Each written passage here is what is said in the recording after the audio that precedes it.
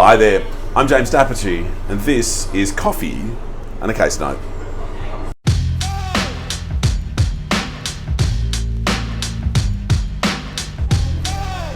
Team, today we're going to talk about a dispute between a plaintiff and a defendant. And what happened was the plaintiff bought a bus from the defendant, and the plaintiff and defendant got into a dispute.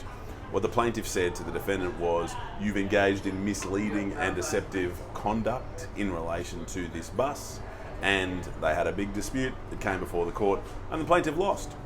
And the only area left for dispute between the two was legal costs. So the plaintiff lost the claim, and there's a remaining question of who is to pay whose legal costs. Now, what often happens in litigation is that costs follow the event, which is to say, if someone wins a piece of litigation, then the loser of the litigation will pay the legal costs, or a proportion of them of the winner. Now, there are two types of cost orders, speaking broadly, that we tend to talk about. We tend to talk about an ordinary costs order, or a party-party cost order, and that might see the loser paying about 50, 60, 70% of the winner's legal costs. And we then hear about an indemnity, or a solicitor-client legal costs order, that we then might say is about 85, 90, perhaps even 95% of the winner's costs being paid by the loser.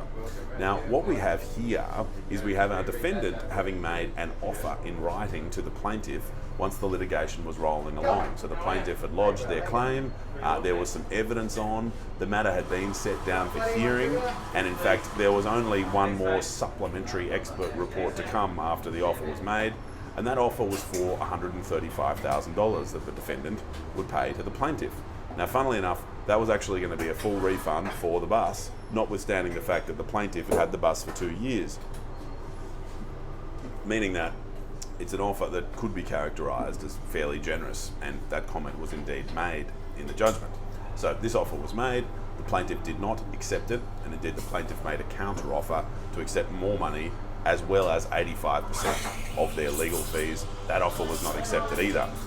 So what is this costs argument all about? Normally, costs follow the event, remember? And the plaintiff lost, and so the defendant says, well, costs follow the event. The event was, we won, and so the plaintiff should pay our legal costs. Now, that is not quite how things fell, because the defendants went on to say, we want an indemnity cost order from the date we made these offers. And I say offers, plural. The offers were to accept $135,000 in exchange for the proceedings being wound up. One of the offers was pursuant to a decision called Calderbank, made in the mid-1970s, and one of them was pursuant to the relevant court rules, the Uniform Civil Procedure Rules. And if you make an offer of both of those kinds, and we can talk about the technicalities another time, and that offer is either rejected or allowed to lapse, and that rejection or lapsing is unreasonable, then the court either may or sort of must, save for exceptional circumstances, depending on the type of offer, make an order for indemnity costs. If I can just condense that down, what the court can do is, if someone's rejected a good offer, they can shift the costs order that person would get from an ordinary costs order to an indemnity costs order. So the defendant is saying the offer was such that it ought to shift the costs order we get from ordinary to indemnity. Now, at this stage, I'm just going to need to tell you why the defendant won. The claim that the plaintiff brought was misleading and deceptive conduct. The plaintiff proved, yes, there was misleading and deceptive conduct in relation to this sale transaction, but the plaintiff did not rely on that misleading and deceptive conduct. The plaintiff had other reasons for going ahead with the purchase, and the plaintiff suffered no loss as a result of the misleading and deceptive conduct. So the plaintiff went down. What the plaintiff tried to say was that this misconduct, this breach of the Australian consumer law, this misleading and deceptive conduct by silence, a misrepresentation by silence in relation to an element of the purchase of this bus, ought to be a basis for the plaintiff not to pay any legal fees. The court wasn't impressed with that.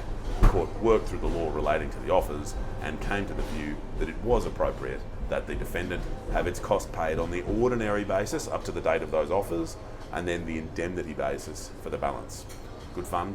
I hope that assisted you, and I look forward to chatting again soon over another coffee and in respect of another case note. Cheers.